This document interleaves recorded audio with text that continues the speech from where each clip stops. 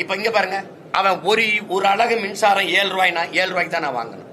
ஆனா 7 ரூபாய்க்கு நீ மக்கள் கொடுக்க முடியுமா? கொடுக்க முடியாது. ஏன்னா ஓட்டு போட மாட்டான், தோத்து போயிடுறேன். அப்ப என்ன பண்ற? நீ 2 ரூபாய் இழப்புல கொடுக்குற. அப்ப 10 லட்சம் கோடி கடனா வருது. இது என்ன ஆட்சி முறை?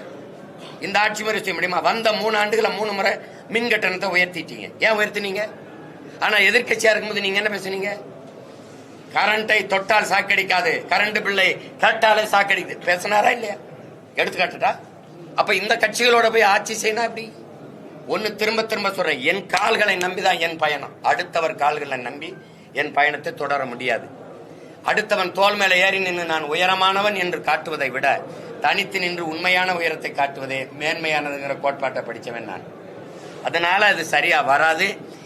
20 நாடுகள் சுத்தி வளைச்சு தன்னை சூழ்ந்து நிற்கும் போதும் தனித்து நின்று சண்டை போட்ட வீர மறவன் பிரபாகரனின் பிள்ளைகள், இங்க இருக்கிற பிள்ளைகள். தனிச்சு நிற்பேன், என் மக்களை நம்பி நிற்கிறேன்.